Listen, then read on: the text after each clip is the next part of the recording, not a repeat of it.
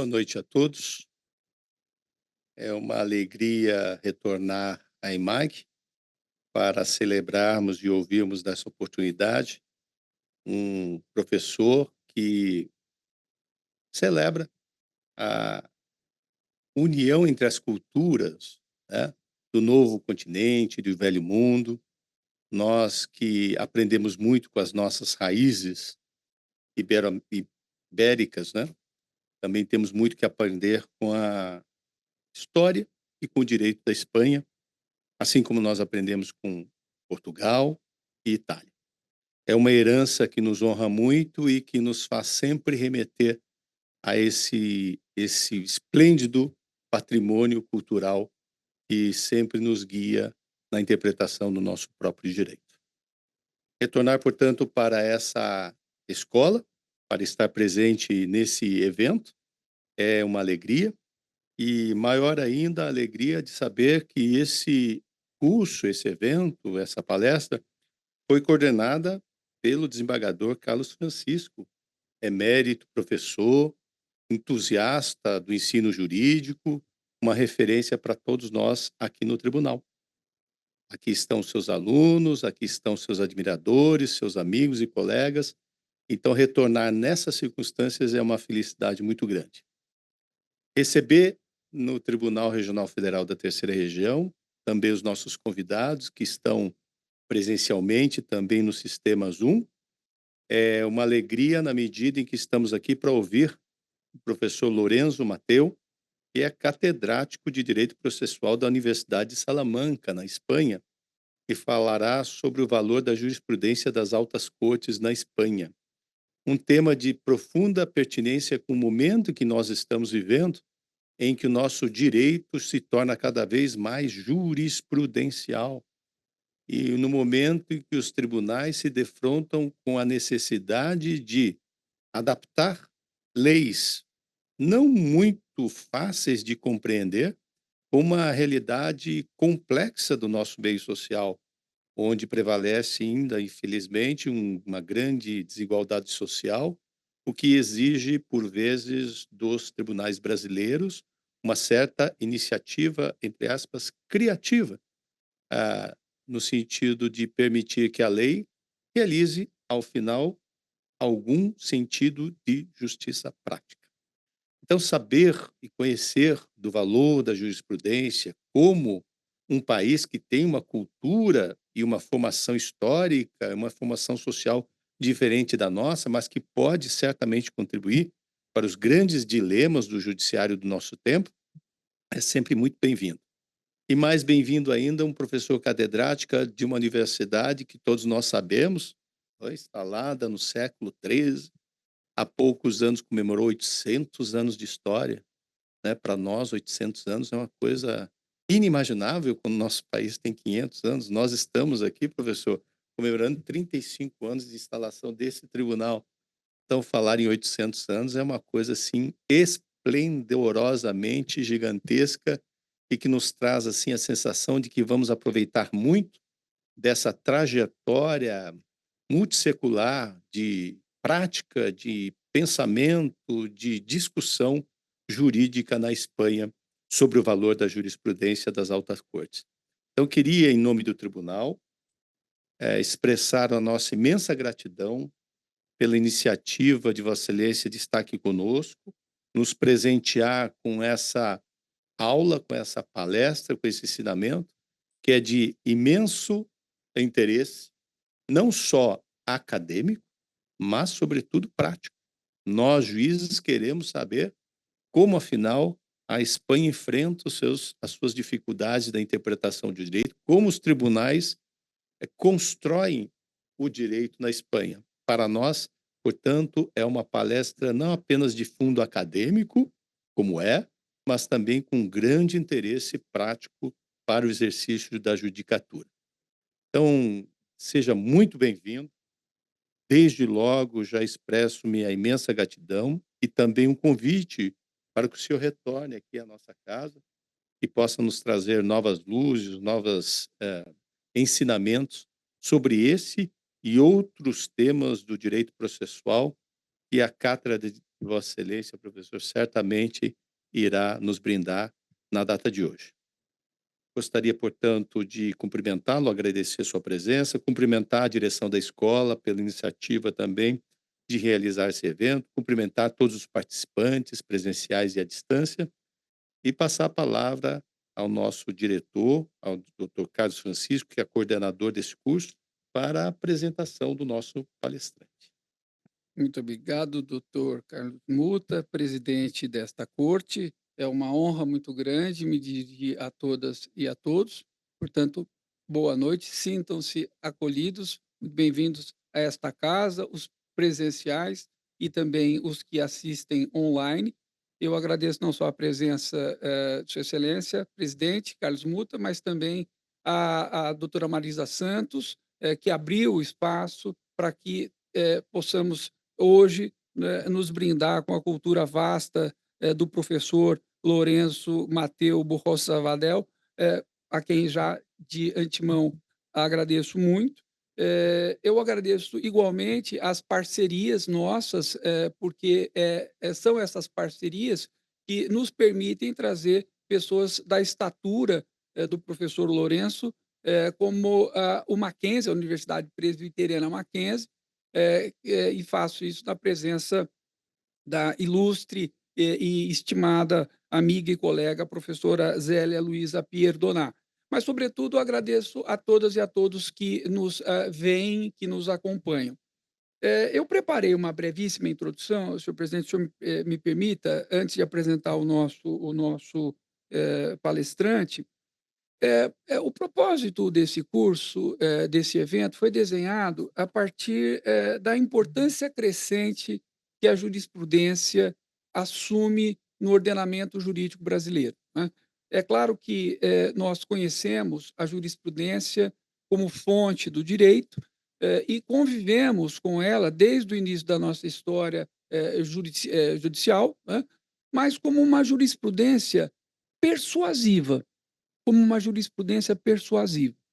Foi assim até que nos anos 60 o direito brasileiro desenvolveu uma ferramenta que nós conhecemos como súmulas, não é? E a partir daí sintetizamos o entendimento sobre determinados problemas frequentes na via judicial, mas ainda assim essas súmulas elas eram persuasivas. Em meados dos anos 60, nós desenvolvemos o nosso sistema de controle de constitucionalidade, que passou a contar com ferramentas do controle direto ou abstrato, mas ainda assim persuasivas. Foi só no ano de 93, com a criação da ação declaratória de constitucionalidade, que nós tivemos pela primeira vez no Brasil decisões judiciais, obviamente verticalizadas, né, do nosso Tribunal Constitucional, que passaram a ser vinculantes. No entanto, grande parte da restante jurisprudência, mesmo a do próprio Supremo Tribunal Federal, ela continuava persuasiva. Apenas na hipótese de uma declaração de inconstitucionalidade, o Supremo Tribunal Federal brasileiro notificava o Senado Federal, que, por sua vez, dava o efeito vinculante, que já é, em alguns sistemas, como no Stare Decisis americano, já é automático a partir do pronunciamento da Suprema Corte. Mas houve uma mudança muito importante a partir de 2003. Né? Nós passamos a conviver crescentemente com um sistema cada vez mais abstratizado, cada vez mais verticalizado e com decisões que se tornaram normativas. Um grande passo foi dado pela emenda 45 de 2004 e antes até por leis ordinárias que expandiram essas decisões obrigatórias para várias formas de controle de constitucionalidade, mas essa emenda 45 criou as nossas súmulas antipersuasivas passaram a ser vinculantes. Mas nada disso se compara ao que foi desenvolvido pelo sistema de precedentes brasileiro, especialmente por legislação infraconstitucional, portanto, no plano legal, a partir dos anos de 2007 em diante. Essas decisões, não só mais do nosso Tribunal Constitucional, mas, sobretudo, de tribunais extremos, tribunais especiais, essas decisões passaram a ser normativas. E há uma discussão importante sobre, afinal, o que vincula, etc., mas isso fica à látere. O importante é entender que houve um, uma expansão importante. O nosso sistema, predominantemente de civil law, passa a conviver com uma face não pequena de decisões próprias do sistema de common law. Isso tem efeitos em várias ordens. Há uma nova dimensão do estudo do direito. Esse não é um problema de direito processual civil, esse é um problema estrutural do direito brasileiro, mas há repercussões sociológicas e até econômicas muito importantes, porque o judiciário brasileiro ele assume um papel central que não é próprio de sistemas judicionais de civil law. Esse tamanho, o protagonismo do poder judiciário, ele tem poucas referências na história da Idade Moderna. Poucos tribunais, pelo que se sabe, assumiram a importância decisiva em muitos lados, criticáveis por muitos outros, não é? De todo modo, é um fato. Como chegamos a esse tamanho? Isso um problema que há solução, isso é uma virtude, isso é um vício. Eu confesso que nós estamos numa fase de reflexão. As boas ideias são normalmente acompanhadas de grandes sonhos, não é? Quando a realidade é muitas vezes menos grandiosa. Né? Então, nós temos esse problema para verificar. E como a Espanha é um berço da nossa cultura jurídica, como bem lembrou o Dr. Carlos Muta, é muito importante saber como a Espanha lida com isso. Eu me permito concluir essa introdução só lembrando para quem não tem muita familiaridade com o sistema espanhol, os tribunais extremos, os tribunais, as altas cortes judiciais da Espanha são compostas por um tribunal constitucional específico, que no caso brasileiro é também em função do Supremo Tribunal Federal, né, com mandatos periódicos, etc., por um Supremo Tribunal de Justiça que acumula competências que são do Supremo, especialmente as competências originárias, mas especialmente as competências próprias do STJ. A Espanha ainda conta com a jurisdição administrativa, como no modelo francês, ela é dualista, e há um Conselho de Estado, e há finalmente um outro órgão que, como dizia o professor Vadel há pouco para nós, a audiência nacional, ela ela tem uma competência muito restrita, né? Mas ainda assim importante, porque analisava nada menos do que as questões de terrorismo, como todos sabem, importante na história espanhola recente. Então, são com essas, a bem da verdade, longas palavras, né, que eu tenho finalmente o prazer de apresentar o professor Lourenço Mateu Burrosa Vadel, que é doutor em Direito pela Universidade de Salamanca, instituição na qual também é professor catedrático de Direito Processual, é pesquisador principal, investigador principal do reconhecido grupo de pesquisa, o Grupo de Estudos Processuais da Universidade de Salamanca, é também diretor da revista Direito Processual Iudicium, né? Da Associação Universitária Ibero-Americana de pós-graduação da mesma universidade, ex-presidente, é longo, ex-presidente do Instituto Ibero-Americano de Direito Processual, mas, sobretudo, tem aqui passagens por vários países, como Estados Unidos, o estado do Kansas, Firenze, na Itália, Treveris, na Alemanha, enfim, diretor de coleções, é uma celebridade. É por isso que é um privilégio muito grande tê-lo, professor. Eu devolvo a palavra ao senhor presidente e é uma honra mesmo. Né? Estamos ansiosos por suas palavras. Agradeço ao desembargador Carlos Francisco pela apresentação, e a sua apresentação indica que nós temos uma virtude, não é, professor? Nós, quando queremos aprender, chamamos os melhores. Não temos nenhum receio de fazê-lo. E o senhor não atravessou o Atlântico à toa. Nós estamos aqui ansiosos por ouvi-lo. Eu, em razão de compromissos da presidência, não poderei estar aqui, mas vou acompanhar o curso e a palestra do professor pelo vídeo que será gravado. Então, desde lá de logo já reitero os meus cumprimentos, agradeço pela sua presença aqui conosco e passarei a presidência dos trabalhos ao desembargador Carlos Francisco, desejando a todos que tenham um profícuo estudo, reflexão e que possamos aplicar na nossa prática os ensinamentos do professor que está conosco aqui, o professor Lourenço Mateu Vadel. Obrigado.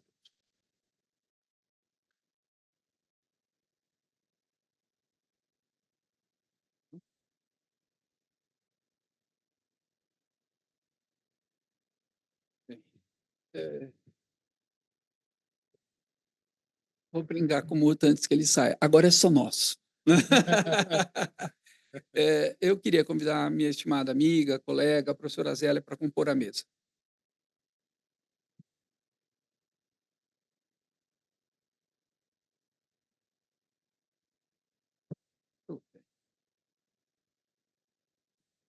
Professor Lourenço, palavra do senhor. Pelo tempo que quiser, tá bom? Muito obrigado. É perigoso. Não tem problema.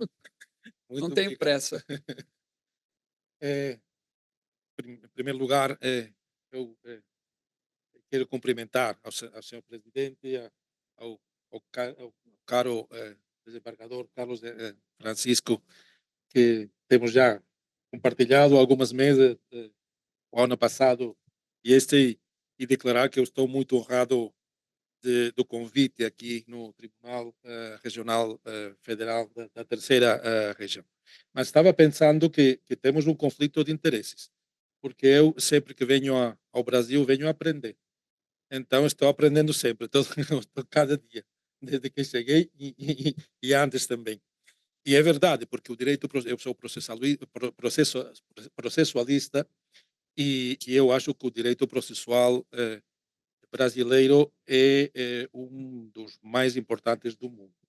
É muito avançado e faz-nos refletir dos que olhamos os avanços e as conjunções, as convergências. O senhor falava há uns minutos dessa convergência da common law, da civil law.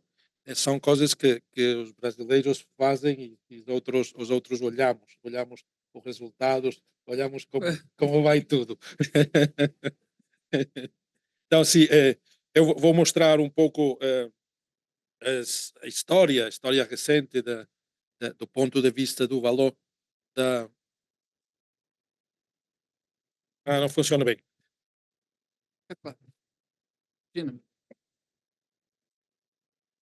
Mariana é uma amiga de longa data e também professora da escola, enfim, uma pessoa muito querida, né?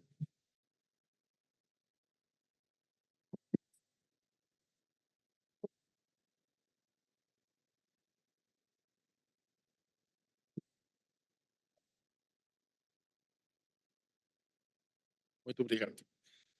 Então, dizia que vou tentar mostrar a história recente do ponto de vista do valor da jurisprudência e talvez posso avançar já uma primeira conclusão que é alguma semelhança com o direito brasileiro e alguma convergência também com o sistema, com os avanços do sistema brasileiro, com alguma frustração também. Devo começar com o texto do título preliminar do nosso Código Civil, que é de 1889, que na redação originária tinha algumas referências à lista, ao elenco de fontes do direito, mas não falava entre as fontes do direito nem sequer de maneira persuasiva da jurisprudência. Tinha esse valor quase constitucional e no artigo 6, o texto originário, falava, em primeiro lugar, da proibição de non-liquid, o tribunal, dizia o artigo 6, o tribunal que vai se recusar de decidir por silêncio, por escuridade ou por insuficiência das leis, vai ter a responsabilidade e adicionava que, em caso de não existir lei exatamente aplicável ao ponto controvertido, aplicaria a costume do lugar e, e subsidiariamente, os princípios gerais do direito. A jurisprudência não aparecia nesse texto. E a disposição adicional terceira do Código Civil já falava da jurisprudência, mas de outro ponto de vista, de outra perspectiva. Decía, voy a falar en español, en vista de estos datos, de los progresos realizados en otros países que sean utilizables en el nuestro y de la jurisprudencia del Tribunal Supremo, la Comisión de Codificación formulará y elevará al Gobierno cada 10 años las reformas que convenga introducir. Então, o direito comparado à jurisprudência como pontos para propor reformas normativas, reformas legislativas. Nada mais. O 31 de maio de 1974, que era o dia do meu 10º aniversário, eu lembro perfeitamente a data, foi reformado esse título preliminar do Código Civil e lá já fala mais diretamente da jurisprudência.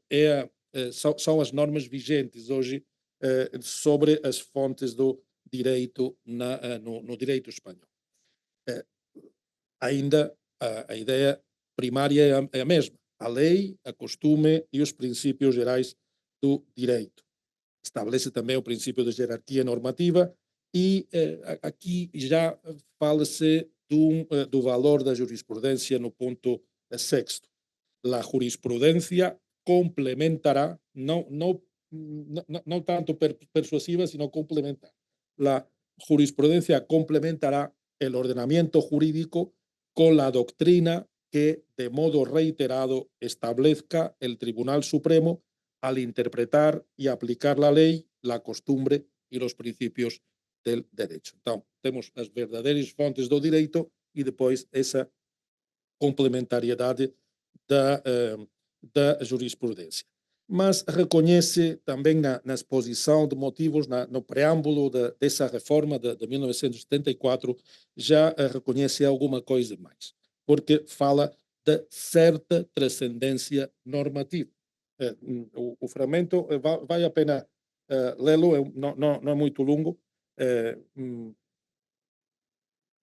A la jurisprudencia, dice, sin incluirla entre las fuentes, se le reconoce la misión de complementar el ordenamiento jurídico.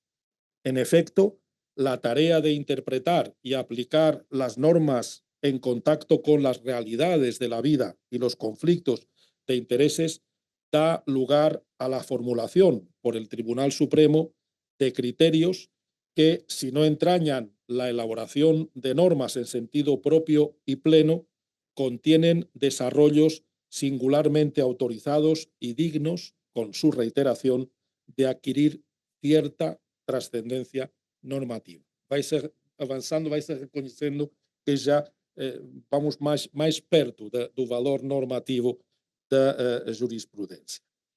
E isso vai nos colocar, a nossa Constituição uns anos posterior, justamente posterior à ditadura do general Franco, 1978, de finais de ano, e lá no artigo 9.3 da Constituição temos a declaração do princípio da legalidade, da jerarquia normativa, a segurança jurídica, a interdição da arbitrariedade dos poderes públicos como critérios importantes do direito.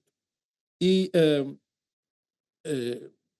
a fluidez característica da jurisprudência mostrou já desde esse momento alguns problemas com a questão e o valor constitucional da segurança jurídica. A necessidade de certeza, de ter claridade sobre a vigência das normas. hum, o sistema tem-se complicado muito mais. Temos diferentes, talvez mais do que no Brasil, porque temos mais fontes de jurisprudência. Vou falar disso. Então, temos mais variedade e eu acho que não é certo, não é verdade dizer com uma só frase qual é o valor da jurisprudência na Espanha, porque temos diferentes jurisprudências e diferentes valores da jurisprudência. E alguns intentos, eu acho, vocês vai me ajudar nisso, alguns intentos de também incorporar alguma coisa semelhante aos precedentes. Essa é a frustração que eu dizia, frustração sem valor nem positivo nem negativo, frustração do ponto de vista de quem queria aprovar isso e não consegue. Não é? Mas a situação é diversa. Em primeiro lugar, para fazer, para compensar essa ideia de insegurança por diversidade jurisprudencial, por exemplo, temos alguns exemplos muito claros na sala penal do Tribunal Supremo, que, segundo a constituição das salas, cada caso com uma composição pessoal diferente, cinco membros normalmente, mas diferentes em cada caso. Então, as ideias sobre critérios penais centrais eram diferentes. Então, a diversidade da jurisprudência dependia da pessoa ou das pessoas que tinham maioria nessa constituição da sala. E isso fez que temos uma extensão enorme de acordos, falamos de acordos não jurisdicionais. Então, quando há diversidade de opiniões na sala primeira do Tribunal Supremo, sala civil, na sala segunda de lo criminal, sala penal, sala terceira é sala de contencioso administrativo, sala quarta é sala do social, direito do trabalho e direito laboral. Quando há alguma diversidade, que há sempre diversidades, todos os membros, não só aqueles constituídos em sala, todos os membros que são membros do tribunal, nessa secção, podem se reunir e decidir qual deve ser o critério a seguir. E a lei orgânica do Poder Judiciário, que é a nossa lei, eu sempre digo que é a demonstração do que na Espanha vai ter maior vigência as leis provisionais que as definitivas, porque essa lei derogou a lei provisória do Poder Judiciário de 1870. Depois da Constituição precisávamos um desenvolvimento dos critérios relativos à jurisdição. Então, essa lei orgânica do Poder Judicial de 1985 desenvolve tudo isso e fala no artigo 264 de que os magistrados das diversas secções da mesma sala vai se reunir para unificação de critérios e para coordenação de práticas processuais. Valor normativo, não declaram que tenha valor normativo. Declaram que eles respeitam a independência dos tribunais. Aqui podemos já começar a falar de um valor persuasivo. Podemos ter problemas, e os advogados litigantes vão ter problemas se não conhecem esses acordos, porque é já um critério que pode mudar, mas provavelmente vai ser o aplicável no caso concreto. Dice también ese artículo, en todo caso quedará a salvo la independencia de las secciones para el enjuiciamiento y resolución de los distintos procesos de que conozca. Necesidad de unificar criterios, mas também acompassadamente com essa liberdade dos juízes de decidir independentemente as outros tribunais. Realmente o centro da independência jurisdicional na Espanha é o artigo 117 da Constituição, que fala entre outros características da jurisdição, fala naturalmente da independência e fala do que o fundamento da independência será a submissão ao império da lei. Então, não só como entendida como em sentido estricto como lei formal, mas sim como um critério de subjeção ao ordenamento jurídico, com possibilidade de também controle da atividade normativa do governo. O artigo 6 da Lei Orgânica do Poder Judiciário permite que os juízes de tribunais desapliquem, não vão aplicar aquelas normas procedentes do Executivo, normas, disposições com caráter geral contrárias à Constituição, à lei ou ao princípio de jerarquia normativa. Naturalmente, não vemos nenhuma norma que sejam esses acordos não jurisdicionais não são normas, não são leis, naturalmente, mas têm, naturalmente, uma grande relevância prática. E tem uma relevância prática porque, em alguns exemplos muito claros, alguns acordos têm sido decididos quase contra a letra da lei. Num famoso acordo já de princípios deste século XXI, tivemos um acordo que desenvolvia o recurso de cassação civil, mas decidia algumas coisas que não ficavam escritas no nosso código, a lei de enjuiciamento civil.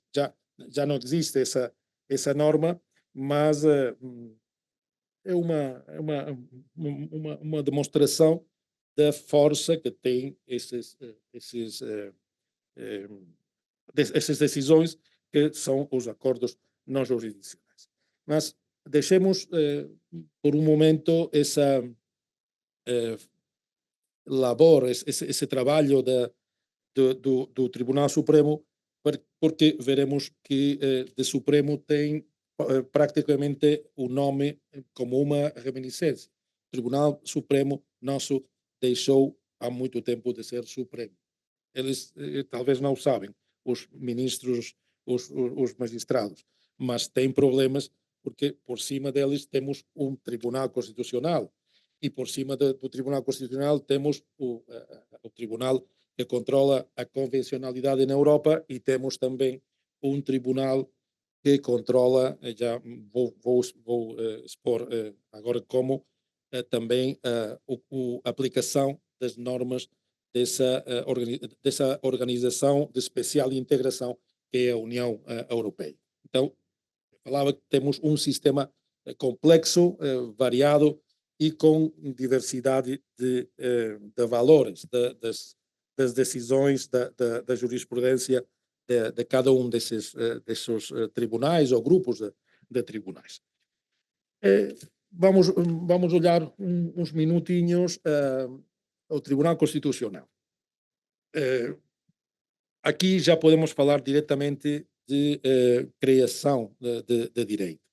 Já as normas também, a lei orgânica do Poder Judiciário já reconhece diretamente que tem valor normativo, pelo menos algumas das decisões do Tribunal Constitucional. Devo dizer que na Espanha falamos, com fundamento na própria Constituição, do Poder Judiciário, onde temos os tribunais da vara civil, da matéria penal, da matéria contenciosa administrativa, da matéria social ou laboral, e por fora, já fora do Poder Judiciário, organização, temos um Tribunal Constitucional que, diria algum colega, eu concordo com ele, fala de um Tribunal Especial Constitucional, reconhecido pela Constituição e com uma regulação específica, não é a lei orgânica do Poder Judiciário, porque fica fora do Poder Judiciário, temos uma lei especial,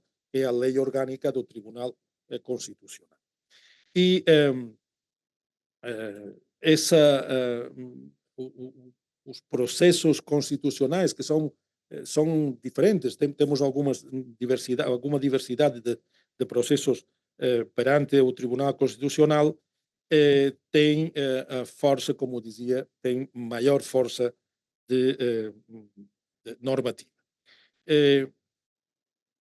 Por um lado, temos o controle de constitucionalidade das leis e dos actos do governo que têm um valor igual à lei, Real Decreto-Lei e Real Decreto Legislativo. Real Decreto-Lei são os casos que o governo pode justificar urgência e uma especial necessidade e depois vão ser convalidados pelo Parlamento e terão, pode modificar leis, algumas matérias que não podem ser reguladas por essa via, e também aqueles decretos legislativos que são decretos do governo que desenvolvem lei de bases aprovadas pelo Parlamento.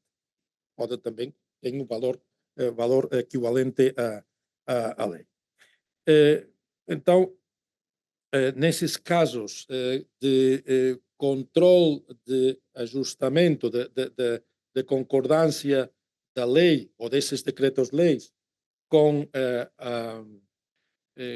a Constituição, a vertente política é muito evidente, sim. E é muito evidente também do ponto de vista de quem tem legitimidade para começar esse processo.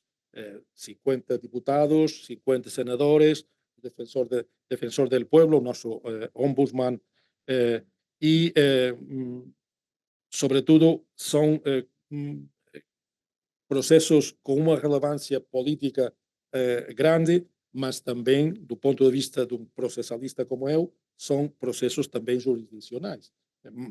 Mas o objeto é diferente dos outros processos e o objeto litigioso é ainda mais diferente porque é o direito objetivo e a sua concordância com a Constituição. Nada diferente daquilo que faz, eu acho, o Supremo Tribunal Federal também no Brasil e os equivalentes noutros países.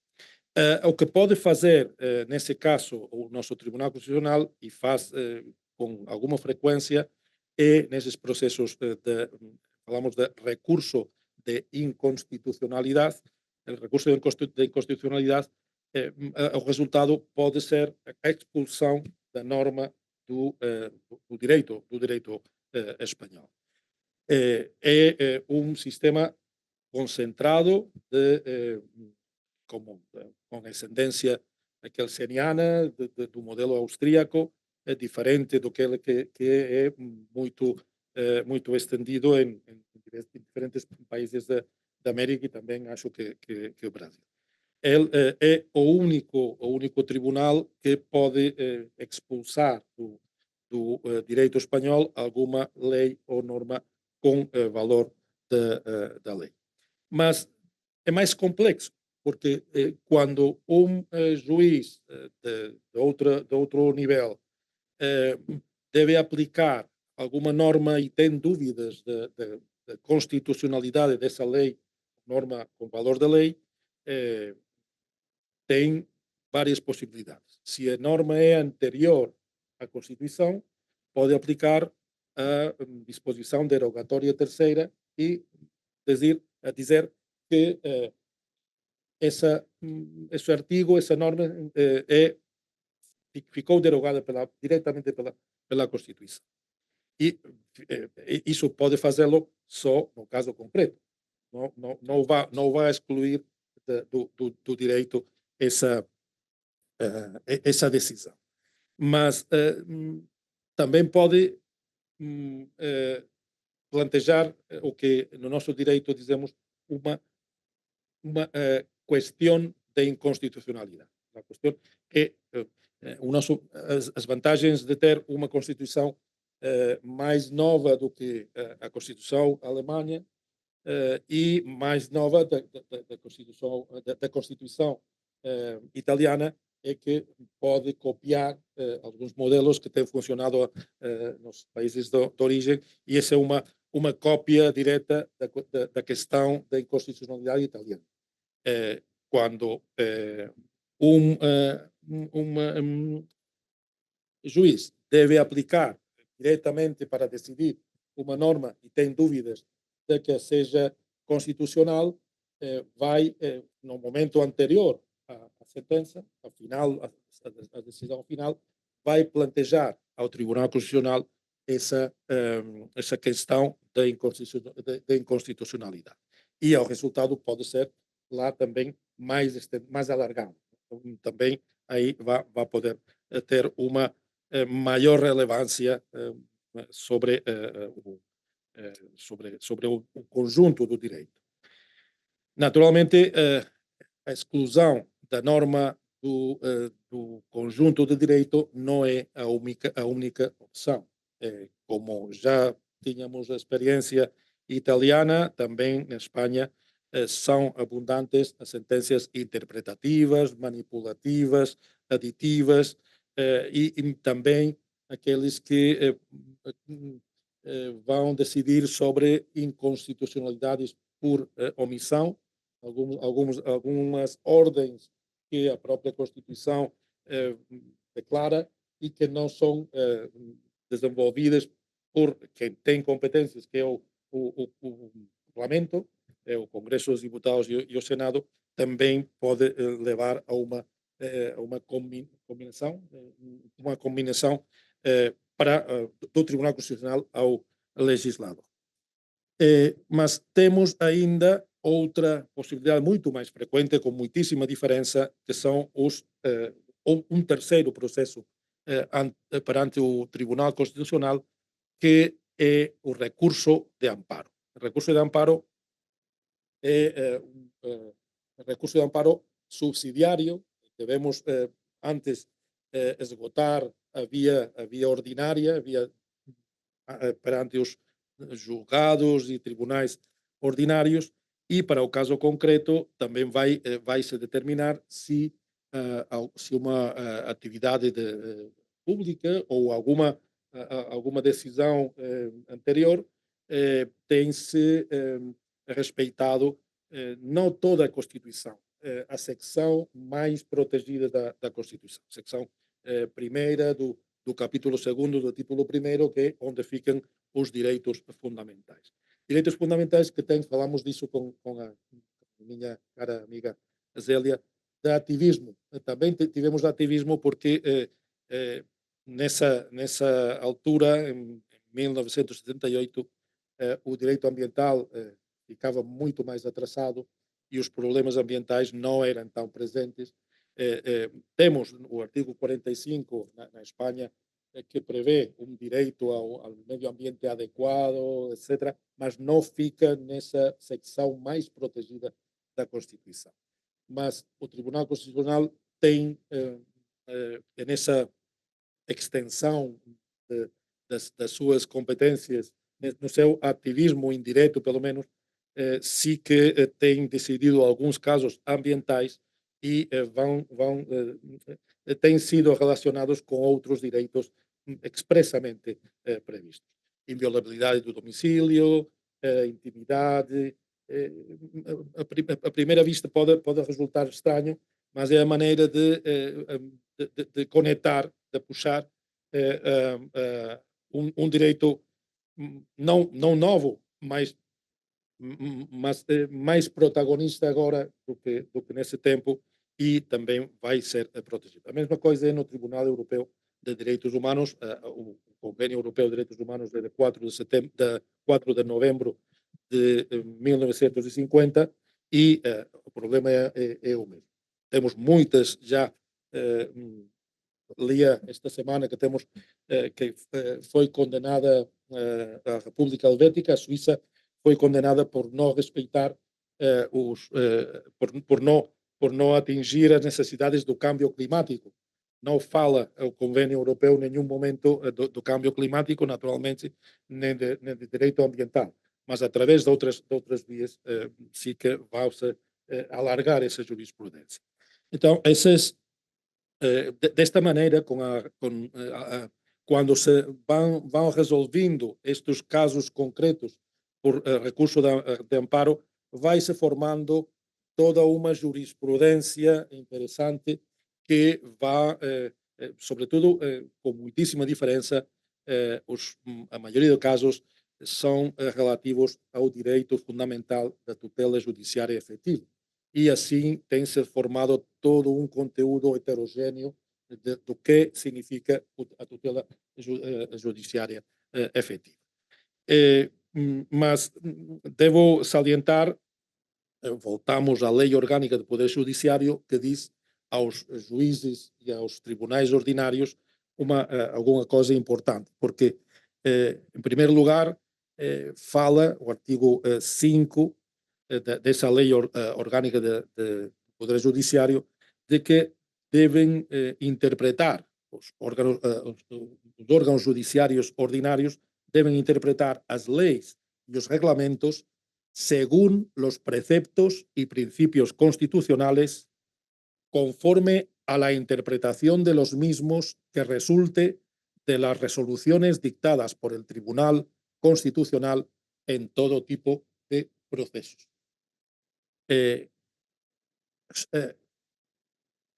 Cuando algún tribunal ordinario, cuando algún juiz debe interpretar alguma norma, alguma lei, e essa lei foi interpretada, foi decidida de alguma maneira pelo Tribunal Constitucional, essa interpretação do Tribunal Constitucional vai ficar obrigatória para a decisão do julgado ordinário. Então, é uma mudança importante do origem que dizia do Código Civil, agora essa força já normativa do Tribunal Constitucional. E também, em segundo lugar, também prevê esse artigo 5 uma via autónoma para chegar ao Tribunal, não ao Tribunal Constitucional, mas ao nosso Tribunal Supremo, que é um tribunal ordinário de cassação, que a infracção de preceito constitucional. En todos los casos en que, según la ley, proceda a recurso de casación, temos a posibilidade de fundamentar esse recurso só na infracção de preceito constitucional, também segundo essa interpretação feita pelo próprio Tribunal Constitucional. Então, assim foi formada largo conjunto jurisprudencial que tem mudanças, não é só linear, não é só claro sempre, mas alargando e dificultando, claro, a explicação e o estudo do direito, sem dúvida. É tudo mais heterogêneo. Mas também a heterogeneidade vem pela força do Tribunal Europeu de Direitos Humanos, que também tive efeitos muito diretos no nosso direito espanhol. Eu não dizia, vou voltar um minuto ao Tribunal Constitucional, porque o Tribunal Constitucional também tive efeitos muito importantes, por exemplo, quando em 1988 alguns juízes plantejaram uma questão de inconstitucionalidade porque no sistema dos processos penais mais comuns, desde os anos 60 do passado século, o nosso juiz de instrução, que tinha dirigido a pesquisa penal, a investigação penal, foi atribuída a ele a competência de decidir, de ditar a sentença. Esse não era o sistema originário do nosso Código Processal Penal, mas por razões de demora, de acumulação de casos, o legislador achou que, bom, ele é quem mais sabe do caso, então permitamos que vai decidir e depois já poderá ser recorrido, planejado um recurso de apelação a um tribunal superior. Mas o Tribunal Europeu tinha dito que, não contra a Espanha, contra a Bélgica, que, no caso PIRSAC e de Kuber, que o tribunal que tinha já um olhar dirigido a comprovar os fatos, a encontrar quem é o suspeito e tudo isso, não é um tribunal neutral. É um juiz que, falamos de juez contaminado, um juiz poluído por esses fatos concretos. Então, esse juiz não pode decidir, deve ser deixada essa decisão a outros juízes não contaminados, não poluídos, que tenham uma objetividade. Voltou, portanto, o juiz de instrução. Então, o Tribunal Constitucional, perante um planejamento de alguns juízes que tinham comprovado isso e disseram estes procedimentos são contrários às garantias constitucionais, a direito, falamos no artigo 24 da Constituição, o direito a um processo com todas as garantias, que é o nosso due process of law, então deve ser declarado inconstitucional. Eram três procedimentos e portanto, a via processual para a maioria dos casos penais ficou expulsada do ordenamento, expulsada do direito espanhol nesse caso, não? No verão nosso, no verão setentrional do ano que eu finalizei a graduação de 1988. É um exemplo da força que pode ter o Tribunal Constitucional, mas também é um exemplo da força que tem o valor da jurisprudência do Tribunal Europeu. Mas não era um caso contra a Espanha, porque o Tribunal Europeu tem não só a força inter partes, mas também alguma doutrina fala de algum efeito não só coisa julgada, também da coisa interpretada, ou uma criação, portanto, uma criação de uma ordem pública de direitos humanos por todo o continente. Você me permite só uma Claro, observação? Nós fizemos uma pesquisa, um colega do tribunal e eu, o Paulo Fontes, sobre os julgamentos do Tribunal de Estrasburgo, exatamente sobre essa questão, sobre se era necessário ou não, não só recomendável, mas necessário ou não a criação do juiz de instrução, o que aqui no Brasil nós chamamos de juiz das garantias. Uhum. E nós fizemos uma pesquisa ampla no Tribunal de Estrasburgo, estamos falando do Tribunal de Estrasburgo, Isso. não da União Europeia, e é maciça a necessidade de criação de um juiz de instrução ou das garantias para imparcialidade objetiva. Há muitos países e uma jurisprudência continuada de décadas já nesse sentido, até decisões mais recentes deste século, etc., reafirmando isso. Me desculpe. Isso. Não, obrigado. Então, foi uma via de introdução no direito espanhol dessa doutrina, não criada relativamente à Espanha, mas com direito à relação por um problema estrutural do nosso processo nesse momento. Então, daí essa doutrina que vai se criando no Tribunal Europeu, depois muitas vezes vai ter um reflexo em recomendações do Comitê de Ministros que também não são normas vinculantes, mas têm um prestígio grande como soft law, como elementos que deveriam ter sido tidos em conta por os parlamentos dos Estados europeus. Devo dizer que no Conselho da Europa, que é a organização na que se situa o Tribunal Europeu de Direitos Humanos, estão integrados quase todos os Estados europeus lato sensu. Nesse sentido, até há 2 anos, a Europa, nesse sentido, tinha fronteiras com o Japão, porque a Rússia também era membro até que saiu muito pouco antes de ser expulsada por razões da guerra da Ucrânia.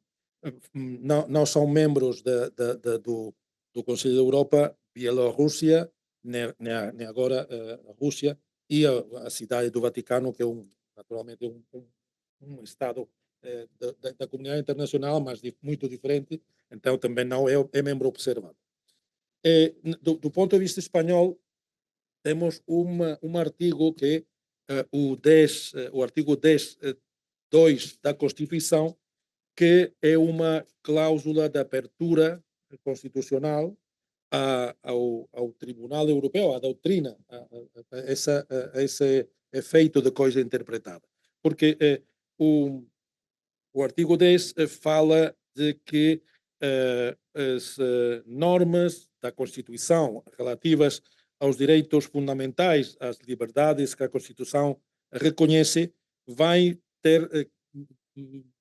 ser interpretadas de conformidade com a Declaração Universal de Direitos Humanos, também dos tratados e acordos internacionais sobre essas mesmas matérias que vinculam a Espanha. Não fala da jurisprudência do Tribunal Europeu, mas ninguém discute que isso também é incluído, porque se o Convênio Europeu, depois da ditadura, se não lembro mal, do 1977, vincula a Espanha, então toda essa amplíssima jurisprudência do Tribunal Europeu ingressa no direito espanhol por essa via de interpretação conforme que exige esse tribunal.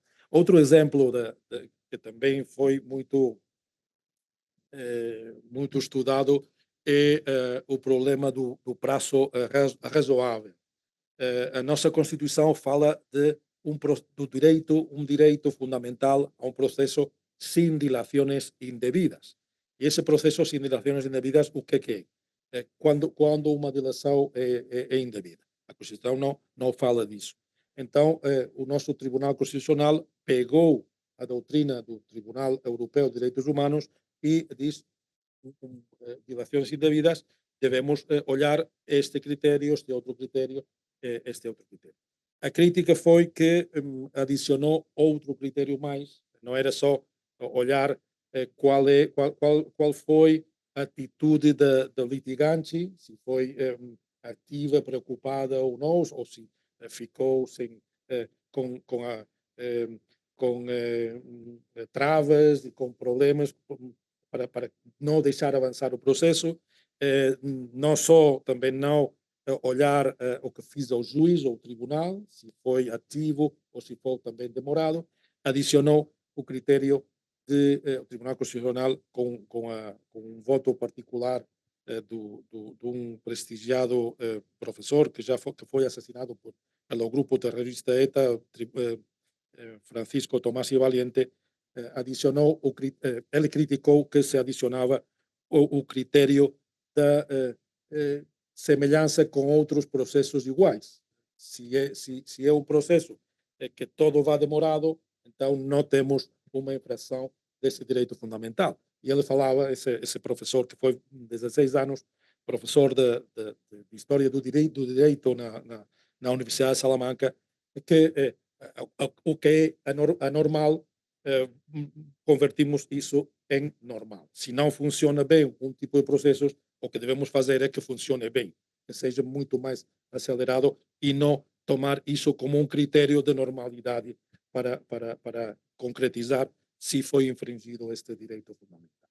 Mas falo disso só como um exemplo, como outro exemplo de que a jurisprudência do Tribunal Europeu ingressa na Espanha e tem efeitos direitos na concretização de casos que têm cada dia os diferentes tribunais. Diferente do Tribunal Europeu, é o Tribunal da Justiça da União Europeia, que, em verdade, não é só um tribunal, são vários: Tribunal da Função Pública, Tribunal de Primeira Instância, o Tribunal de Cassação. Vou falar só de um, para não complicar demais. A C não é Estrasburgo, como do outro, é Luxemburgo, e o Tribunal de Justiça da União Europeia é de uma outra organização, não o Conselho da Europa, e uma organização muito mais integrada e muito mais complexa, com uma produção normativa inacreditável. O Diário Oficial da União Europeia cada dia tem normas de muitas, de muitas matérias diferentes, matérias muito concretas, a regulação sobre a fruta, a regulação sobre a eletricidade, a regulação sobre tudo, e o Tribunal da Justiça tem a missão do controle desse direito europeu. Esse direito europeu. Esse direito europeu também tem diferentes formas, diferentes processos que ficam nas normas, nos tratados originários e também desenvolvidos noutras normas, mas há, sobretudo, uma via, um processo que é talvez o mais frequente também, que tem a estrutura de uma questão, uma questão prejudicial. Quero dizer, quando algum juiz deve aplicar, porque o direito europeu deve ser aplicado, algumas normas diretamente desde a publicação no Diário Oficial da União Europeia têm aplicação direta, outras têm, esses são regulamentos, outras são de aplicação indireta, diretivas, a diretiva se encaminha àqueles que têm iniciativa legislativa e esses devem desenvolver a normativa no direito interno. Em tudo isso pode ter problemas, pode ter discordâncias com o direito europeu e então o juiz que deverá aplicar uma norma europeia, se fala que todos os juízes dos Estados-membros são juízes de direito europeu, têm obrigação de aplicar o direito europeu e podem ter uma dúvida de que alguma norma que devem aplicar seja contrária a alguma norma superior do direito europeu. Então, é facultativo, em princípio, e podem parar o processo antes de editar sentença e daí plantejar a dúvida, a questão ao Tribunal de Luxemburgo, o Tribunal de Justiça da União Europeia. Aguardar a resposta e essa sentença do Tribunal de Justiça vai ter normalmente um parágrafo que vai nos dizer como interpretar o direito europeu para ajustar concretamente aquelas normas internas. Então, também tem um valor normativo indubitável.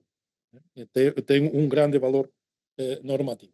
E quando o tribunal que tem dúvida, o tribunal interno que tem dúvida é o Tribunal Constitucional ou o Tribunal Supremo, aquele que termina o caminho judiciário interno, essa necessidade de consultar ao Tribunal de Justiça é obrigatória. Já não é facultativa quando as decisões já não tenham recurso contra elas.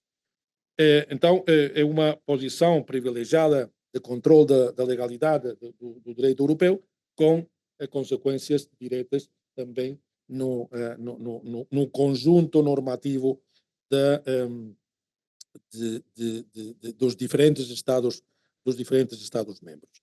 Assim, a ideia, a finalidade não é casual, a finalidade é harmonizar a decisão para todos os membros, porque uma das características do direito europeu é um direito de mínimos. Aqueles Estados-membros que querem avançar mais não vão ser limitados, mas, em geral, o que pretende, o que procura o direito europeu é garantir a existência de mínimos, de uma regulação mínima em diferentes matérias, ainda em matérias que fica muito perto da soberania nacional, por exemplo, matérias penais. Matérias penais temos também com muita frequência declarações do Tribunal de Justiça sobre como entender essas questões. E nos últimos meses, ou nos últimos anos, o tempo passa depressa, também sobre como compreender a independência dos tribunais, a garantia de independência com os problemas que houve e há ainda na Hungria, na Polónia, enfim, problemática da incidência do executivo nos tribunais e como compreender essas ideias que proclama também o direito europeu da independência dos tribunais, se é respeitada ou não é respeitada. Bom, é a panorâmica superior ao Tribunal Supremo, mas eu não quero cansar. Não, Mas o senhor vai ver a quantidade de perguntas. bom, então, mas queria mostrar aquela que deixamos ao princípio, que como ficou a posição do Tribunal Supremo. Aquele Tribunal Supremo que já não diria eu que isso de Supremo seja mais que uma reminiscência histórica. Bom, a perspectiva tradicional, histórica, é que é uma criação, o Tribunal Supremo que já tem quase 200 anos, foi foi designado já na primeira Constituição espanhola, a Constituição de 1812, mas não foi desenvolvida essa ideia do Tribunal Supremo até 1834. A ideia originária procedia do direito, naturalmente, do direito francês, do Tribunal de Cassação, mas com algumas adaptações e algumas diferenças respeito à ideia francesa de um tribunal político que devia controlar que os juízes respeitaram a lei como produto como produto da Assembleia Legislativa, sem ser alterado de nenhuma maneira. Na Espanha já não se configurou tão claramente como um tribunal político, com essas características políticas, mas como um autêntico órgão jurisdicional que, no princípio, tinha competência sobre sobre a nulidade, sobre o recurso de nulidade de infrações por lei substantiva e também por infrações processuais. E muito cedo o Tribunal Supremo nosso, o Tribunal Supremo Espanhol, compreendeu que não era só um tribunal de garantia da legislação, também era um tribunal de proteção das pessoas concretas que tinham o caso, do chamado ius litigatoris. É verdade que na história do Tribunal Constitucional tivemos um grande problema, que foi o formalismo, a interpretação muito formalista das admissões, das decisões, a leitura das sentenças do Tribunal Supremo há 30, 40 anos para trás. Nem eu posso compreender todo aquilo que vai escrito. Não? É difícil, é uma forma muito antiquada de escrever, e era um problema também para o cumprimento da missão no sistema do Tribunal Supremo. Com diferença, por exemplo, comparando com a Itália tem um problema, ou tinha, há tempo que não ouvi os dados, mas tinha um grande problema de sucesso. Muitos casos, muitíssimos casos que produziam o problema da sobrecarga do tribunal, também é um problema do Tribunal Constitucional nosso e um problema do Tribunal Europeu de Direitos Humanos, mas no Tribunal Supremo, em geral, o ingresso foi mais restrito. Não quer dizer que não tenha muitos casos.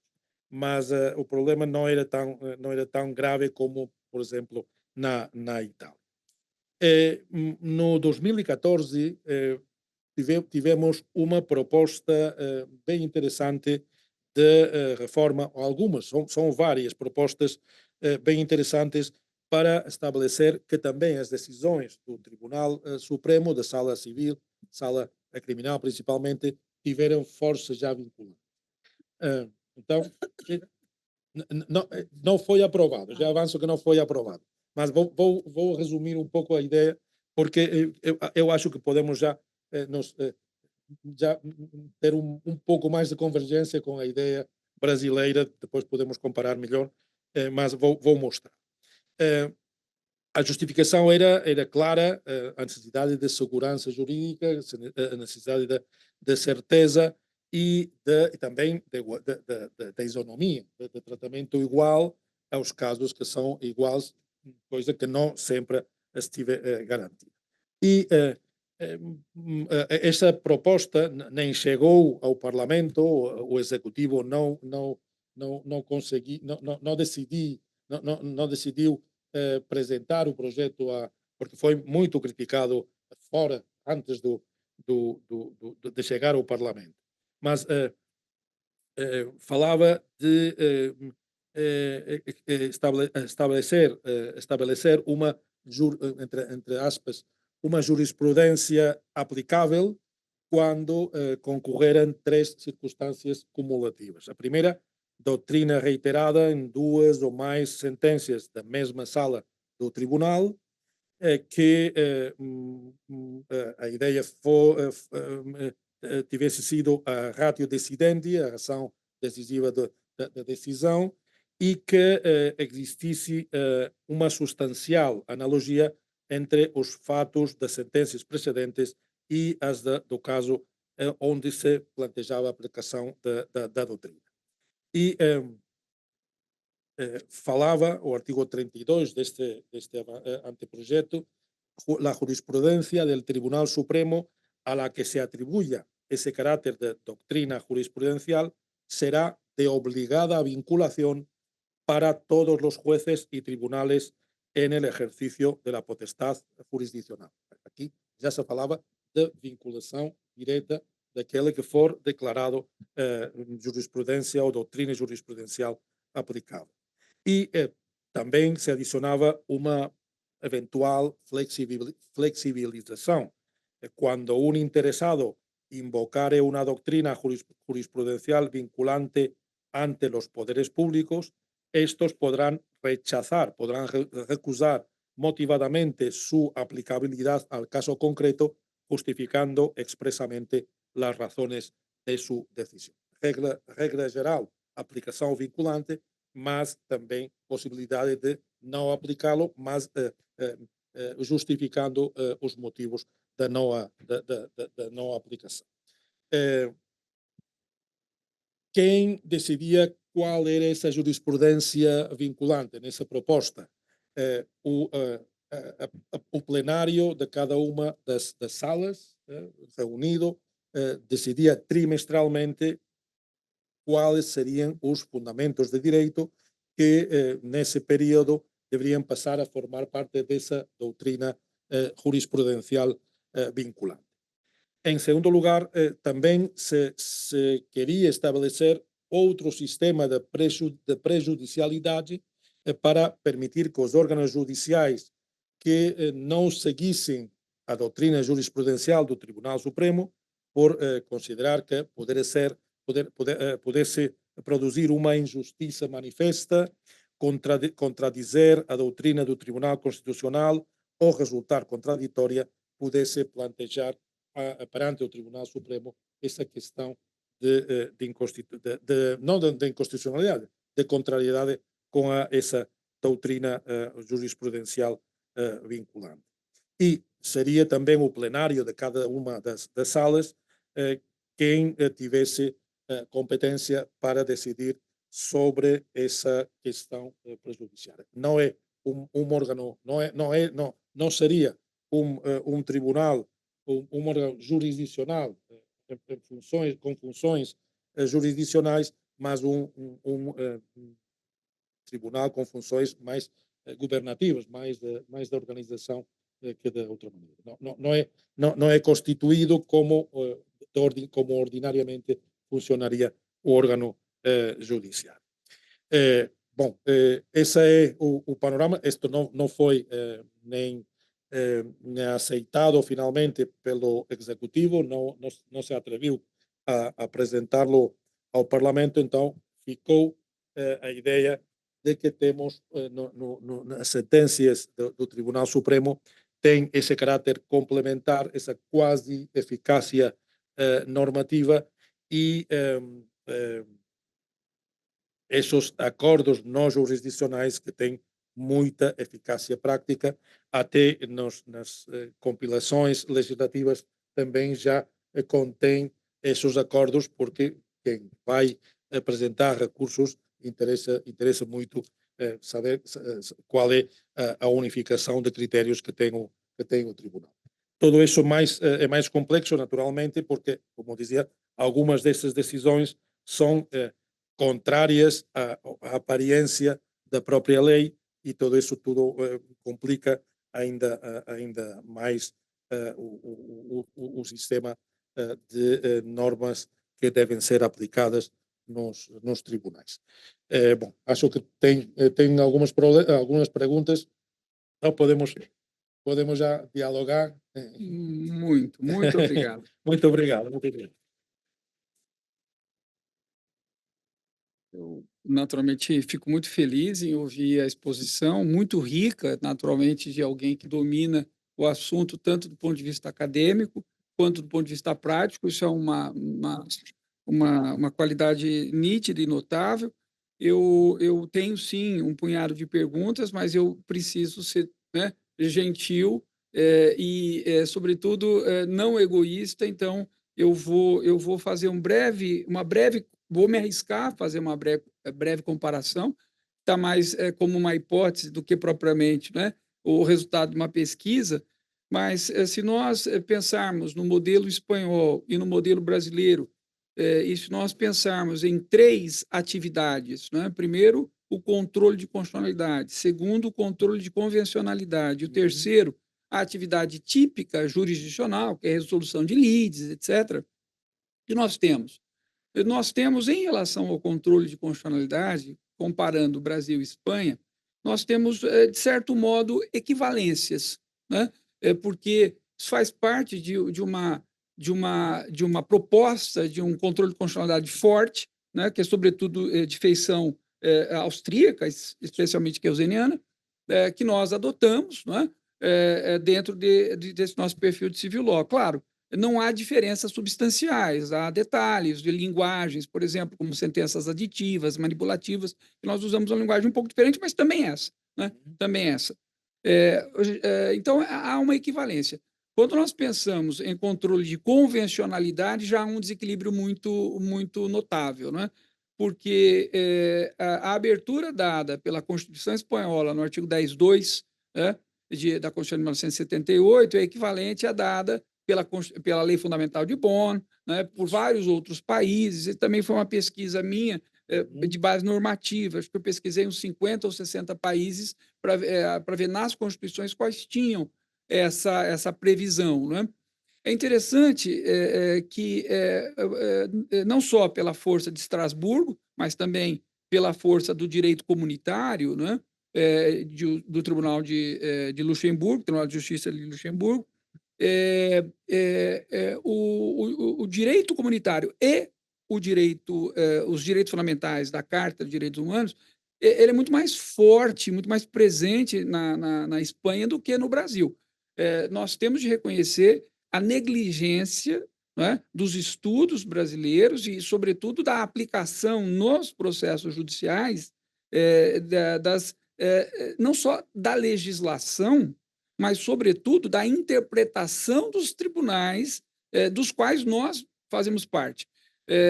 Não é uma faculdade você observar decisões de um tribunal internacional que é integrado, inclusive, pelo Brasil. e nós temos casos, especialmente um emblemático relacionado à ditadura brasileira, né? Tivemos nos anos 60 até meados dos anos 80, que houve casos julgados pelo Tribunal de São José da Costa Rica que nós negligenciamos. É verdade que essa postura vem mudando, nós temos aceitado mais, não só do próprio tribunal, mas também do Conselho, né, de Direitos Humanos que funciona em Washington, né? Nós temos aceito, um exemplo é a Lei Maria da Penha. Mas, de todo modo, a presença do controle de convencionalidade na Europa é muito maior do que do controle de convencionalidade no Brasil. E prestem atenção numa coisa muito importante: eles olham as decisões do tribunal, porque, tal como nós olhamos para as decisões do Supremo quando pensamos em controle de constitucionalidade, eles olham para as decisões do Tribunal Internacional quando eles fazem controle de convencionalidade. Nós temos apenas olhado para o tratado, é o texto normativo. E todos nós sabemos que é uma diferença muito grande entre preceito normativo e norma, que é o resultado de um processo, normalmente, de construção de conteúdo. Mas, de todo modo, a Espanha é mais e nós somos menos. Quando se trata da função jurisdicional propriamente dita, aqui há um descompasso. Quando nós pensamos na importância do conteúdo normativo produzido pelo Tribunal Supremo, de fato, o que desequilibra é o nosso sistema de precedentes, porque o nosso sistema de precedentes ele é normativo, mas é um sistema ainda muito novo, não é? E ele está repleto de dúvidas ainda centrais, como, por exemplo, qual é o conteúdo normativo. Existe um vício que ontem mesmo no gabinete eu falava com um assessor, o chefe de gabinete, na verdade. Há muitas pessoas que leem a tese, que nós temos um mecanismo que redige um texto abstrato, que é, em princípio, a conclusão do julgamento. E eles leem a tese, não é, como se fosse um ato normativo do legislativo. No ato normativo do legislativo, nós consideramos, não é, a mens legis e não a mens legislatoris, não a intenção do legislador. No sistema de precedentes é o contrário. Não é? Você tem de olhar necessariamente a ratio decidente, ou holding, etc., aquilo que de fato foi a razão de decidir, claro, em vista da controvérsia instaurada. Nós temos um sistema muito diferente, mas o nosso Superior Tribunal de Justiça, né, ele tem atuado muito como corte de cassação. Essa é uma novidade que, particularmente, para mim, não existia na minha experiência nos anos 80, 90, etc. Nós aqui temos visto, em muitos casos, o Superior Tribunal de Justiça devolvendo o processo para que nós façamos a reanálise, não por retratação, não só, claro, por retratação é sistema de precedentes, mas a reanálise de alguns aspectos que mereceriam mais atenção. É muito comum isso, eles anulam a nossa decisão e devolvem para reanálise, não é para retratação. Então, esse é o balanço. Nós temos mais num ponto, temos menos no outro comparado à Espanha. Isso não significa que seja bom ou ruim, significa apenas que é diferente.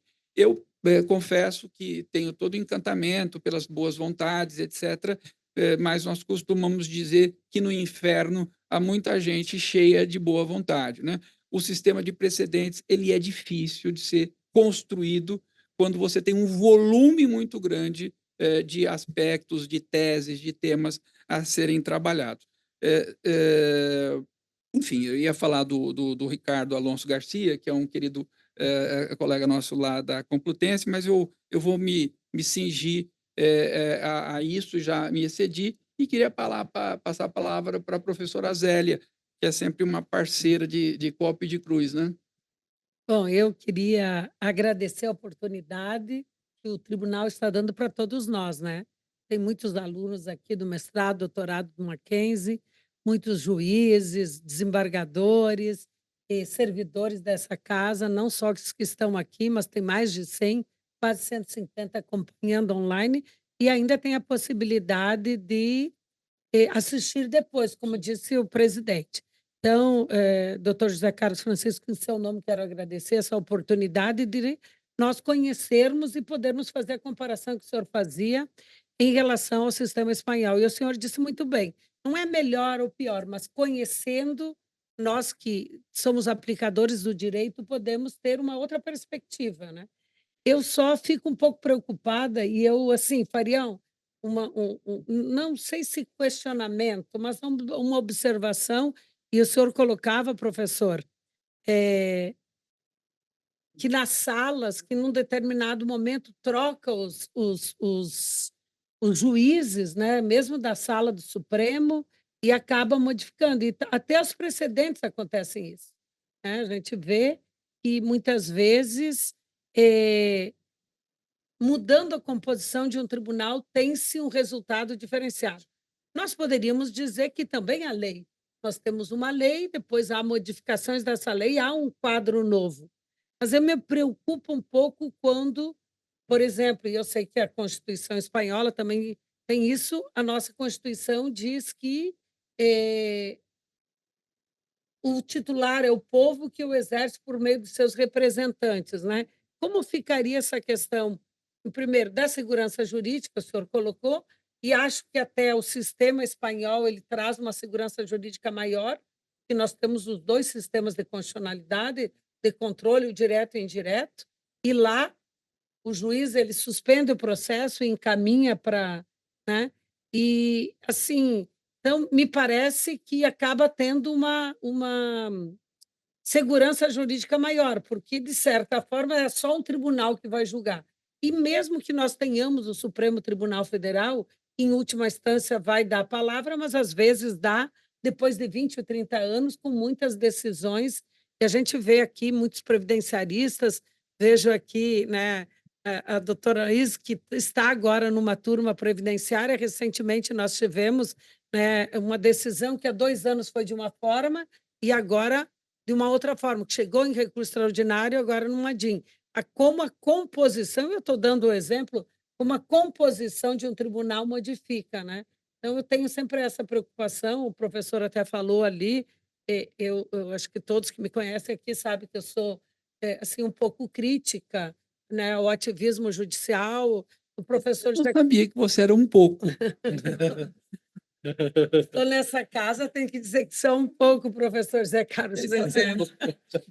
Mas, e me preocupa muito mais por conta dessa segurança jurídica, e aqui o professor José Carlos Francisco, além de um excelente, que é conhecido aqui no tribunal como Carlos Francisco, né, de um excelente julgador, também é professor e pesquisador.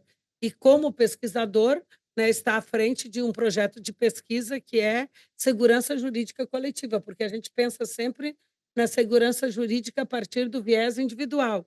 E esse coletivo, nós estamos começando, né.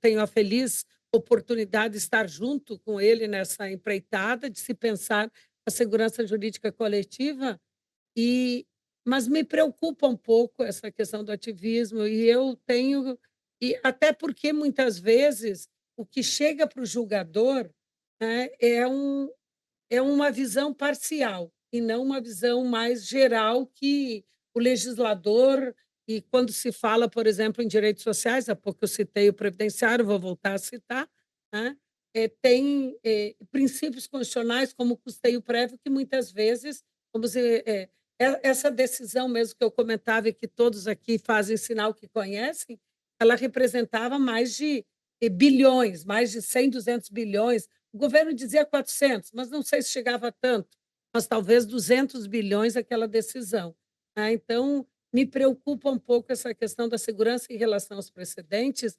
especialmente considerando o sistema, né. Por mais que hoje há um protagonismo, e o senhor aqui, eu, assim, por todas as vezes que estive na Espanha, eu vi que é muito maior o sistema de precedentes do que eu imaginava.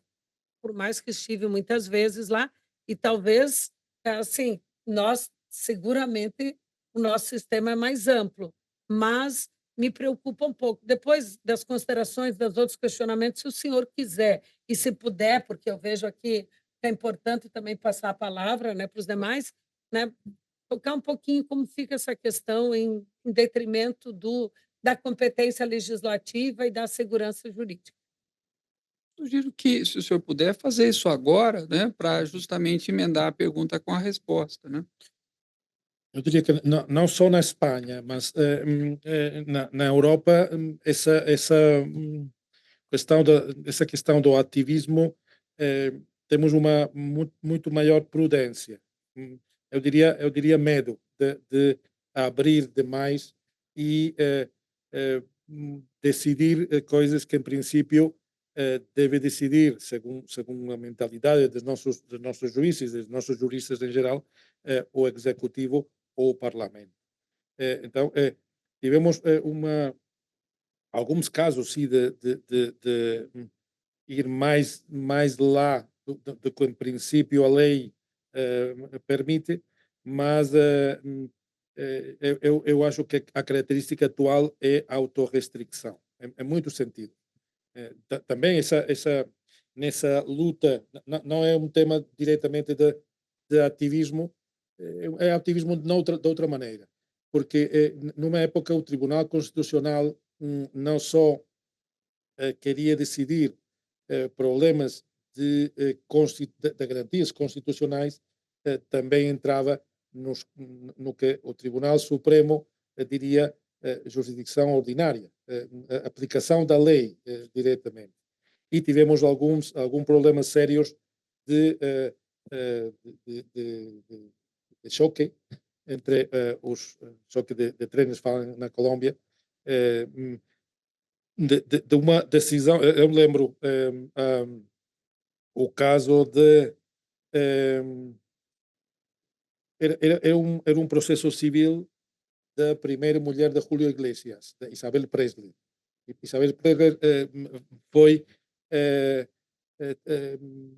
Apareceu num periódico, numa revista, e não gostou dos comentários que saíam lá e iniciou um processo civil de defesa da própria imagem, do honor, etc. E conseguiu, na jurisdição ordinária, até o Tribunal Supremo, uma determinada indenização, um determinado ressarcimento.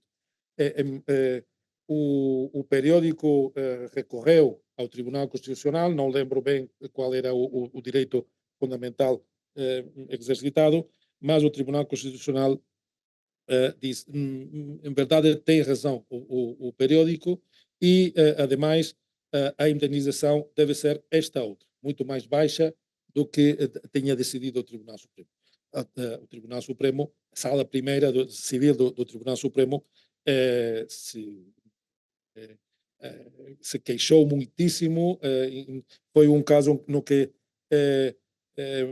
apareceram em todas as portadas dos periódicos do dia seguinte, e a partir daí, e algum outro caso mais, o Tribunal Constitucional tem essa autorrestrição. É um exemplo não diretamente de ativismo num sentido lato, como diziam, de participar em atividades, em decisões que em princípio seriam de medicamentos, de saúde, questões assim, mas é uma mostra, talvez, de que a prudência é uma das regras que eu acho que nos altos tribunais, nas altas cortes, agora se estão seguindo. Cairia bem, né? Eu não vou entrar nessa discussão, eu só vou lembrar a importância de ter um marco minimamente claro entre ativismo e interpretação como construção. Nem tudo que se constrói como necessidade de tirar do abstrato uma solução para o caso concreto é ativismo. Então, a diferença entre marco interpretativo, né, e ativismo, ela precisa sempre ser lembrada. Eu pergunto aos presentes aqui, e vejo alguns amigos queridos, vejo a professora doutora Janaína, minha colega de magistratura, doutora Luiz, doutor Fernando, e eu convido a quem presente quiser fazer uma pergunta. Eu tenho cartas na manga, certo? Sem pergunta? Prossegue? Então, vamos lá. Eu tenho uma pergunta do Eric da Silva Lima. Poderíamos dizer que, em sendo o direito um discurso político fraco, já que a sua verdade é uma verdade processual, a jurisprudência realiza um serviço de adequação entre a realidade processual e a realidade constitucional? Pergunta poderosa. É uma pergunta de tese doutoral. Pois é, pois é, pois é. É o Eric, nosso companheiro Mas, do grupo de pesquisa. Ele é lá do Piauí, está nos assistindo online. Abraço, ótimo, Eric. ótimo. Cumprimento as pessoas que estão nos ouvindo agora ou assincronicamente, e especialmente ao Piauí. A Piauí foi a primeiro, pode soar muito estranho, mas foi o primeiro estado que eu conheci do Brasil. Me permita, é estranho mesmo, né? Com perdão ao Eric, é estranho mesmo. Não foi diretamente, a viagem foi Lisboa, Madrid, Lisboa, Fortaleza, só troca de avião, Teresina. Teresina já um quentinho, eh, eh, já uns dias lá maravilhosos, com o caju e tudo isso. Eu resumiria com a resposta afirmativa. Eu acho que sim, mas exige muito desenvolvimento a resposta, não é? Nós tivemos um curso promovido pela EMAG, justamente sobre teorias da argumentação, etc. E aí, um palestrante específico, olha que coincidência, é nada menos do que um colega nosso, juiz federal em Teresina, não é? É um eminente juiz federal, colega nosso, especialista em teorias da decisão judicial, e ele disse exatamente isso, não é? Que a bem da verdade, nós só temos narrativas. A verdade é a narrativa que prevalece, não é? E a narrativa que prevalece no processo é a última narrativa, que é o tribunal, no qual é o ponto é o ponto final da parada da lide, né? Uma boa tese, não é? Eu falo já. Alguma outra dúvida? Gisele, você tem mais alguma pergunta? Não, eu queria só parabenizar o tribunal, especialmente o senhor, professor José Carlos Francisco, por trazer o professor Lorenzo aqui, né? O professor Lorenzo é um parceiro acadêmico nosso, inclusive nós temos um projeto de pesquisa desde 2022 sobre uma questão que está chegando a todos os tribunais brasileiros, que é o processo coletivo estrutural, especificamente direcionado, no nosso caso, aos direitos sociais, né? Agora, recentemente, o próprio Supremo Tribunal Federal, ele instituiu, então, um setor específico de processos estruturais e complexos, né? Inclusive, quem quiser fazer, amanhã nós temos um segundo dia de seminário lá no Mackenzie, exatamente sobre o processo coletivo estrutural, e até um dos professores que é especialista e que é assessor direto desse departamento vai falar amanhã, começa às 9h30, das 9h30 ao meio-dia e meio lá, porque é um tema que nós não temos muita produção ainda de doutrina, mas temos muitas questões práticas.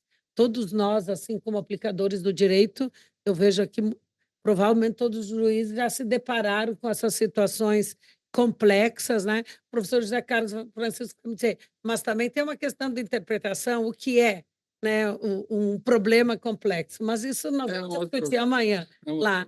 Mas, assim, eu quero agradecer, professor, porque é mais uma oportunidade de a gente conhecer um pouco mais da Espanha e, às vezes, a gente chega à conclusão, não, o nosso sistema é melhor nisso, mas outras vezes, né, permite reflexões para nós aperfeiçoar, inclusive, o nosso trabalho de acadêmico, o nosso trabalho de pesquisa e o nosso trabalho com profissionais do direito, porque aqui todos são profissionais do direito, né? Alguns já com um caminho mais andado, outros iniciando, eu vejo umas carinhas aqui que estão iniciando, né? Então, é sempre um estímulo, por isso eu quero agradecer essa oportunidade e agradecer também essa parceria do tribunal, né, porque trazer o professor aqui, nós também lá, quer dizer, essas parcerias permitem e facilitam, né, que mais pessoas conheçam experiências de outros lugares e que nos enriquece, certamente. Obrigada, professor. Muito obrigado. Eu vou, antes de passar a palavra, Fernando, não tem problema, nós temos tempo, eu acho. Eu queria me desculpar com os meus amigos queridos do Piauí, começando pelo Eric e pelo juiz federal, que é o Bianor Arruda. Bianor Arruda tem livros sobre teoria da decisão judicial, etc. Fernando, só eu recebo isso, o microfone.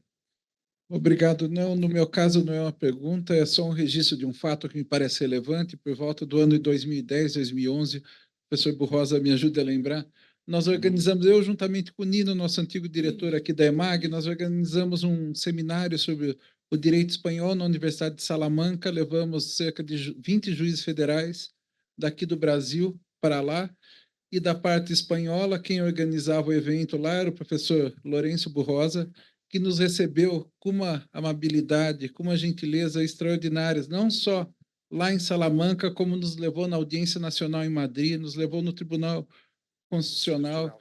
Então, só esse fato, se eu pudesse, tivesse ao meu alcance aqui, eu estenderia aqui o tapete vermelho para a chegada, para a passagem aqui do professor Burrosa, aqui do nosso tribunal, porque eu sei o carinho e a gentileza que ele recebeu, com que ele recebeu os juízes federais do Brasil lá em Salamanca. Eu queria deixar registrado só esse agradecimento aqui. Obrigado mais uma vez, professor. Então, a mim cabe agora renovar os agradecimentos à presidência do tribunal, doutor Carlos Muta, também à diretoria da IMAG, na pessoa da doutora Marisa Santos, sobretudo a vocês, né, e também aos queridos membros da IMAG que nos proporcionaram isso, e faço isso na pessoa da Ariete, que eu acho que já saiu. Então, Ariete, obrigado, viu, por ter diligenciado para que nós tenhamos essa noite, enfim, muito rica. Então, boa noite a todas e a todos. Um grande abraço, saúde.